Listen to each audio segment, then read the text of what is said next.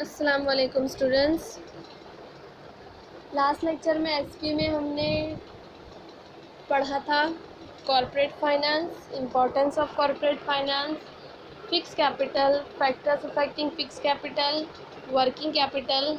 Now today we are going to discuss the topic that is factors affecting working capital requirement. It means वो कौन से factor हैं जिसकी वजह से वर्किंग कैपिटल की रिक्वायरमेंट, जो उसकी ज़रूरत है, नीड है, वो चेंज होती है। वो फैक्टर्स आपको दिए हुए हैं। टोटल 10 पॉइंट्स है। 10 पॉइंट्स लिखने की कोई ज़रूरत नहीं है, 9 पॉइंट्स काफ़ी होते हैं। सो फर्स्ट पॉइंट आपको दिया हुआ है nature of business. Nature of business means आपका बिजनेस किस चीज़ का है, कौन से प्रोडक्ट का है, वो डिपेंड करता है। मतलब कि आपको वर्किंग कैपिटल कितनी रिक्वायरमेंट है वो डिपेंड करता है कि आपका बिजनेस कौन सा प्रोडक्ट मैन्युफैक्चर करता है या कौन सी सर्विस प्रोवाइड करता है। सो एक्सप्लेनेशन में दिया है, firm engage in manufacturing essential product of daily consumption would need relatively less working capital as there would be constant and sufficient cash inflow in the firm to take care of liabilities. Firm engage in manufacturing, अगर आपकी company manufacturing product बनाती है सो आपको working capital कैसा लगता है, less means कम working capital में भी आप बिज़नेस कंडक्ट कर सकते हो बिकॉज कैश की रिक्वायरमेंट आपको कम होती है। लास्ट लेक्चर में मैंने आप लोगों को एक्सप्लेन किया था, वर्किंग कैपिटल में आता है कैश, स्टॉक, बिल्स रिसीवेबल, ये सब आपके वर्किंग कैपिटल है। तो यहाँ पर आपको लिखा है कि अगर आप मैन्युफैक्चरिंग करते हो तो आपको कैश की रिक्वायरमेंट कैसी है, लेस है। Likewise public utilities, transportation, electricity service, water service. अगर आपकी कंपनी ट्रांसपोर्ट का काम करती है, इलेक्ट्रिसिटी प्रोवाइड करती है, सो concern have to maintain small working capital because of continuous flow of cash from their customers. अगर आपका कंपनी का बिजनेस इलेक्ट्रिसिटी वगैरह का है सो आपको वर्किंग कैपिटल लेस लगता है। क्यों? बिकॉज आपके कस्टमर से आपका कैश इनफ्लो होता रहता है। कैश इनफ्लो का मतलब आप अपने कस्टमर से कैश रिसीव करते रहते हो। Okay, on the contrary, if the business is dealing in luxury product it require huge amount of working capital. बस इतना ही पॉइंट काफ़ी है, आगे का एक्सप्लेनेशन नहीं लिखना है। नेक्स्ट आपको बोला गया कि अगर आपका बिजनेस लग्जरी प्रोडक्ट का है, लग्जरी का मतलब जो महंगी चीज़ें होती है, फॉर एग्ज़ाम्पल एक्सपेंसिव वॉच है, एक्सपेंसिव कार है, ये सब क्या है, लग्जरी आइटम्स है। सो अगर आपकी कंपनी ये सब प्रोडक्ट बनाती है सो ऐसी सिचुएशन में आपको वर्किंग कैपिटल लार्ज अमाउंट में लगता है, ज़्यादा लगता है। ओके, नेक्स्ट दिया है साइज़ ऑफ बिजनेस, यानी कि वर्किंग कैपिटल डिपेंड करता है कि आपका बिजनेस का साइज़ क्या है, मतलब बिजनेस कितना बड़ा है। The size of business also affect the requirement of working capital. A firm with large scale operation will require more working capital. अगर आपका बिजनेस लार्ज है, बड़ा है, ऑपरेशन बड़ा है, मतलब बड़ा बिजनेस है, सो वर्किंग कैपिटल आपको ज़्यादा लगता है। नेक्स्ट है वॉल्यूम ऑफ सेल। वॉल्यूम का मतलब यहाँ पर क्वांटिटी है कि आपकी कंपनी का सेल कितना होता है। This is the most important factor affecting size of working capital. The volume of sale and size of working capital are directly related with each other. Means अगर आपका सेल ज़्यादा है तो वर्किंग कैपिटल ज़्यादा लगेगा, सेल कम है तो working capital कम लगेगा।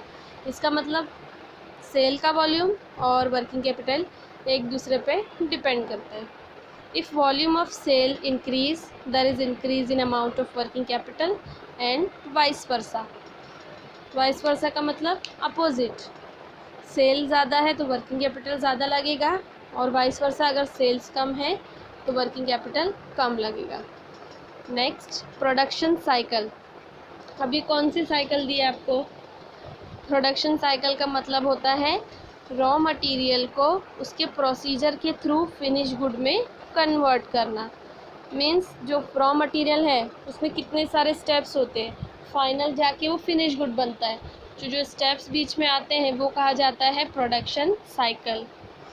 The process of converting raw material into finished good is called production cycle. If the period of production cycle is longer, then firm needs more amount of working capital. अगर आपका production raw material से लेके finish good बनाने तक का duration ज़्यादा है, longer है, सो वर्किंग कैपिटल आपको कैसा लगेगा? ज़्यादा अमाउंट में लगेगा। क्यों ज़्यादा अमाउंट में लगेगा? बिकॉज आपका प्रोडक्ट बनने में बहुत टाइम लग रहा है, फिर वो सेल होगा तब जाके आपको प्रॉफिट होगा। तो जब तक के लिए तो आपको वर्किंग कैपिटल कैश की ज़रूरत होगी ना, इसीलिए वर्किंग कैपिटल आपको ज़्यादा लगता है। If manufacturing cycle is short it require less working capital. और अगर मैन्युफैक्चरिंग साइकिल का टाइम कम है तो वर्किंग कैपिटल भी कम लगेगा। Next, business cycle. अभी बिजनेस साइकिल, जब आप बिज़नेस स्टार्ट करते हो तो बिज़नेस स्टार्ट होता है, फिर इंक्रीज़ होता है, फिर टॉप पे पहुंचता है बिज़नेस, फिर समटाइम्स ऐसा होता है कि मार्केट डाउन होता है तो आपका बिज़नेस समटाइम्स डाउन भी हो जाता है। सो ये बिज़नेस का जो अप्स एंड डाउन्स है इसको कहा जाता है business cycle. Where there is a boom in economy sales will increase. Boom का मतलब होता है वो सिचुएशन या वो टाइम जब आपका बिज़नेस क्या होता है, इंक्रीज़ होता है, सेल इंक्रीज़ होता है, प्रॉफिट इंक्रीज़ होता है, उसको कहा जाता है boom economy. Sale will increase, ऐसी सिचुएशन में सेल इंक्रीज़ होता है। This will leads to increase in investment in stock. अब जब सेल इंक्रीज़ हो रहा है, आपका प्रॉफिट ज़्यादा हो रहा है, तो आप क्या करते हो, स्टॉक में इन्वेस्टमेंट भी ज़्यादा करते हो। This require additional working capital. ऐसी सिचुएशन में आपको वर्किंग कैपिटल कैसा लगता है, ज़्यादा लगता है। कॉमन सेंस है, अगर आपको इन्वेस्टमेंट ज़्यादा करनी है तो वर्किंग कैपिटल कैश भी ज़्यादा लगेगा। ड्यूरिंग रिसेशन, अब ये रिसेशन कौन सा पीरियड है, जब आपका बिजनेस डाउन होता है। सेल विल डिक्लाइन, डिक्लाइन का मतलब होता है रिड्यूस, सेल आपका रिड्यूस होता है। And hence the need of working capital will also decline. अब जब आपका सेल ही नहीं हो रहा है तो आपको कैश कहाँ से लगेगा, तो वर्किंग कैपिटल भी आपको कम लगेगा। 6 point is term of purchase and sale. Term of purchase sales का मतलब यहाँ पर आपको बोला गया है क्रेडिट, क्रेडिट पे कुछ परचेज करना या क्रेडिट पे कुछ सेल करना। If the firm does not gate credit facility for purchase but adopt liberal credit policy for its sale, then it require more working capital. अगर आपकी कंपनी सेल करती है प्रोडक्ट को लेकिन उसकी क्रेडिट पॉलिसी क्या है, लिबरल है। लिबरल का मतलब क्रेडिट ज़्यादा देती है, तो ऐसी सिचुएशन में आपको वर्किंग कैपिटल क्या लगेगा, ज़्यादा लगेगा। क्यों ज़्यादा लगेगा, बिकॉज आपके पास कैश आ नहीं रहा है ना, सिर्फ आप सेल कर रहे हो। कैश आपको फ्यूचर में कभी मिलेगा जब क्रेडिट आप रिसीव करोगे, तो जब तक मिलेगा मनी आप रिसीव करोगे तब तक के लिए आपको कैश चाहिए। सो ऐसी सिचुएशन में वर्किंग कैपिटल ज़्यादा लगता है। On the other hand, if the credit term of purchase are favourable and term of credit sales are less liberal, the requirement of cash will be less. अब ये आपको जो लास्ट पैराग्राफ दिए ना, on the other hand, ये last paragraph ना लिखते हुए स्टार्टिंग की 2 लाइन लिखेंगे, रिक्वायर मोर वर्किंग कैपिटल, और उसके आगे अगर आप लोग वाइस वर्सा लिखते हो तब भी आपका आंसर करेक्ट है। सो 2 लाइन के आगे लिख देना vice versa, means opposite situation, कि आपकी क्रेडिट पॉलिसी क्या है, लिमिटेड है। ऐसी सिचुएशन में आपको वर्किंग कैपिटल कम लगता है। The point number 7 is credit control. Credit control include the factors such as volume of credit sale. Volume of credit sale means आपकी कंपनी में सेल कितना होता है, the term of credit sales, the collection policy etc. मतलब आपकी credit sales की rules क्या है, टर्म्स क्या है, और आपका कलेक्शन कैसा है, मीन्स आप कैसे मनी रिसीव करते हो, कब रिसीव होता है मनी या कब समटाइम्स आपको लॉस भी हो जाता है, तो आप कैसे मनी रिसीव करते हो, ये सब क्या है, आपके फैक्टर्स है क्रेडिट कंट्रोल के। If credit control policy is sound, it is possible for the company to improve its cash flow. Credit policy sound का मतलब आपके जो जिसको आपने क्रेडिट पे सेल किया है तो वो आपको मनी दे देता है, रिसीव आप कर लेते हो, यानी कि आपका क्रेडिट पॉलिसी अच्छा है, उसको कहा जाता है क्रेडिट पॉलिसी साउंड। यहाँ पर साउंड का मतलब आवाज़ नहीं है, क्रेडिट पॉलिसी साउंड मीन्स आपकी क्रेडिट पॉलिसी अच्छी है, ग्रेट है। तो ऐसी सिचुएशन में आप क्या कर सकते हो, कैश इनफ्लो इंक्रीज़ कर सकते हो। इंक्रीज़ मीन्स जब आपकी क्रेडिट पॉलिसी अच्छी है, आपके जो डेटर्स हैं वो आपको पैसे रिटर्न देंगे जो आपको देने थे, तो आपके पास कैश आएगा, तो जाहिर सी बात है आपका कैश इनफ्लो इंक्रीज़ होगा। If credit policy is liberal, it increase problem of collection of fund, it can increase possibility of bad debts. लेकिन अपोजिट सिचुएशन, अगर आपकी क्रेडिट पॉलिसी लिबरल है, बहुत ज़्यादा क्रेडिट आप देते हो, लिबरल का मतलब फ्री, एकदम फ्रीडम है, सो ऐसी सिचुएशन में समटाइम्स आपको बैड डेब्ट्स भी हो सकता है। बैड डेब्ट्स का मतलब जो डेटर्स आपको पैसे देने वाले थे वो क्या करते हैं, बोलते हैं कि हमारे पास अब देने के लिए पैसे नहीं है, तो वो आपको पेमेंट नहीं करते, इसको कहा जाता है bad debts. Therefore a firm require more working capital. ऐसी सिचुएशन में कंपनी को वर्किंग कैपिटल ज़्यादा लगता है। जाहिर सी बात है जब आपके डेटर्स आपको पैसे नहीं देंगे तो आपको अपने पास से कैश इन्वेस्ट करना पड़ेगा, इसीलिए वर्किंग कैपिटल ज़्यादा लगता है। बस इतना काफ़ी है। नेक्स्ट आपको पॉइंट नंबर 8 दिया है, growth and expansion. The working capital requirement of firm will increase with growth of a firm. A growing company needs fund continuously to support large scale operation. अब आपका बिजनेस ग्रो हो रहा है, बढ़ रहा है, तो जाहिर सी बात है आपको वर्किंग कैपिटल ज़्यादा लगेगा। इसके अलावा आपकी कंपनी का स्केल ऑफ ऑपरेशन आपका मीन्स आपका काम इंक्रीज़ हो रहा है कंटिन्यूसली, तो ऐसी सिचुएशन में भी फंड आपको ज़्यादा लगता है। पॉइंट नंबर 9 आपको दिया हुआ है, management liability. The requirement of working capital is reduce if there is proper coordination between production and distribution of good. अब कोऑर्डिनेशन का मतलब कम्युनिकेशन, बातचीत, अंडरस्टैंडिंग। अगर आपके प्रोडक्शन मीन्स जो आप प्रोडक्ट बनाते हो, डिस्ट्रीब्यूशन जो प्रोडक्ट सेल करते हैं, ये दोनों डिपार्टमेंट के बीच में अगर कम्युनिकेशन अच्छा होगा, दोनों कम्युनिकेट और कोऑर्डिनेट प्रॉपरली करेंगे, तो ऐसी सिचुएशन में वर्किंग कैपिटल कम लगता है। क्यों कम लगता है? बिकॉज वो एक दूसरे को प्रॉपर इन्फॉर्मेशन प्रोवाइड करते हैं, तो लॉस के चांसेस नहीं होते, वेस्टेज के चांसेस कम होते हैं, इसीलिए वर्किंग कैपिटल कम लगता है। A firm shocking on heavy inventory call for higher level of working capital. A firm stocking on heavy inventory call for higher level of working capital. लेकिन अगर आपकी कंपनी बहुत ज़्यादा स्टॉक करके रखती है, प्रोडक्ट ज़्यादा लिमिट से ज़्यादा बनाती है, तो अब ज़्यादा प्रोडक्ट बनाओगे तो ऑब्वियसली वर्किंग कैपिटल ज़्यादा लगेगा। सो यहाँ पर आपके 9 पॉइंट्स कंप्लीट हो गए। 9 पॉइंट्स काफ़ी है, 10 पढ़ने की कोई ज़रूरत नहीं है। यहाँ पर आपका factors of working capital requirement finish हो गया है। Working capital finish. Next topic आपको दिया हुआ है कैपिटल स्ट्रक्चर। अब ये कैपिटल स्ट्रक्चर एक्चुअल में है क्या? सिंपली कैपिटल का मीनिंग मैंने लास्ट लेक्चर में आप लोगों को बताया था।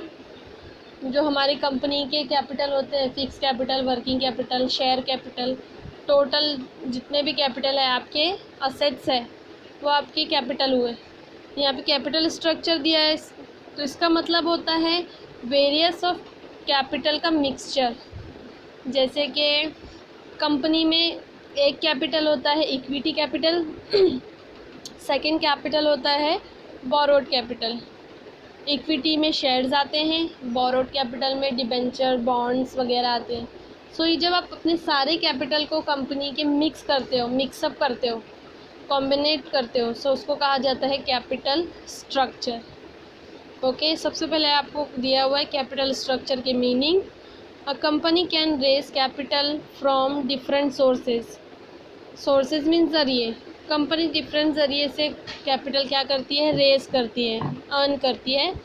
दैट इज़ एग्जांपल दिया है own capital and borrowed capital. Own means हमारा खुद का, बोरोड मीन्स जो हमने बोरो किया है। दो टाइप के कैपिटल है और both the own capital consist of, अब ओन कैपिटल में क्या क्या आता है, equity share capital and preference share capital, reserve and surplus. Last lecture में आप लोगों को शेयर्स मैंने बताए थे। शेयर्स मीन्स जो नॉर्मल पब्लिक कंपनी में इन्वेस्टमेंट करती है। अब शेयर्स के भी टाइप है, एक इक्विटी है और एक प्रेफरेंस है। अब ये दोनों की डीप एक्सप्लेनेशन हम आगे पढ़ेंगे। And reserve and surplus, reserve and surplus company क्या करती है, अपने कंपनी के प्रॉफिट को सेव करती है फ्यूचर के एक्सपेंस के लिए, उसे कहा जाता है रिजर्व एंड सरप्लस। ये तीनों चीज़ें होती हैं इक्विटी यानी कि ओन कैपिटल। नेक्स्ट दिया है on the other hand borrowed sources are debenture, loan etcetera. Debenture भी मैंने लास्ट लेक्चर में आपको एक्सप्लेन किया था कि अगर नॉर्मल पब्लिक कंपनी में इन्वेस्ट करती है और उनको रिटर्न में इंटरेस्ट देते हैं, कंपनी नॉर्मल पब्लिक को इंटरेस्ट देती है रिटर्न में, उसे कहा जाता है डिबेंचर। लोन्स तो आप लोगों को पता ही होगा, उधार वगैरह जो लोकल लैंग्वेज में हम बोलते हैं। सो लोन्स एंड डिबेंचर ये क्या है, borrowed capital. A combination of different sources are used in capital structure. It is nothing but security mix. अभी जितने भी ओन कैपिटल, बोरोड कैपिटल, ये सबका जो कॉम्बिनेशन होता है, उसको जब कंबाइन करते हैं आप, तो उसको कहा जाता है सिक्योरिटी मिक्स। चलो इतनी मीनिंग कैपिटल स्ट्रक्चर की काफ़ी है। नेक्स्ट आपको दिया हुआ है डेफिनेशन, कैपिटल स्ट्रक्चर की डेफिनेशन। ऑथर का नाम दिया है आपके R.H. वेसल। डेफिनेशन लिखते टाइम आपको याद रखना है जो ऑथर है जिसने वो डेफिनेशन लिखी है उसका नाम प्रॉपर होना चाहिए, स्पेलिंग मिस्टेक नहीं होनी चाहिए। देन जो डेफिनेशन है वो एज इट इज़ कॉपी करना है। कॉपी मतलब सेम टू सेम याद करके और फिर लिखना है, कॉमा इन्वर्टेड कॉमा जो भी है वो भी आपको सेम लिखना है। अब डेफिनेशन क्या है, the long term sources of fund employed in a business. बहुत शॉर्ट डेफिनेशन है कि हमारी बिजनेस में जब लॉन्ग टर्म सोर्सेज फंड हम एम्प्लॉयड करते हैं, अब एम्प्लॉयड का यहाँ अपॉइंट नहीं मतलब है, लॉन्ग टर्म सोर्सेज को एम्प्लॉयड करना मीन्स लॉन्ग टर्म सोर्सेज को अपनी कंपनी में लाना, रिसीव करना। सोर्सेज मतलब ज़रिए जो ऊपर हमने पढ़े, बोरोड कैपिटल, ओन कैपिटल, ये दोनों कैपिटल हम क्या करते हैं अपने बिजनेस में, लाते हैं, रिसीव करते हैं, उसे कहा जाता है कैपिटल स्ट्रक्चर। सो यहाँ पर हमारा कैपिटल स्ट्रक्चर की मीनिंग और डेफिनेशन कंप्लीट हो गई है। अब आप लोगों को असाइनमेंट क्या करना है, फैक्टर्स अफेक्टिंग वर्किंग कैपिटल की जो 9 पॉइंट्स मैंने एक्सप्लेन किए थे वो लिखना है one time. And next topic capital structure की मीनिंग एंड डेफिनेशन, ये लिखना है वन टाइम। एंड इसके अलावा जो हमारा अकाउंट्स है, बुक कीपिंग है, उसका प्रैक्टिकल सम नंबर, जो रिवीजन आप लोग असाइनमेंट कर रहे थे उसका प्रैक्टिकल सम नंबर 4 करना है। Okay, one time. सो आज के लेक्चर के लिए इतना काफ़ी है। नेक्स्ट लेक्चर में हम स्टार्ट करेंगे components of capital structure. Meaning और डेफिनेशन कैपिटल स्ट्रक्चर की हमारी हो चुकी है, उसके कंपोनेंट्स रह गए हैं, तो ये कंपोनेंट्स हम नेक्स्ट लेक्चर में कंटिन्यू करेंगे।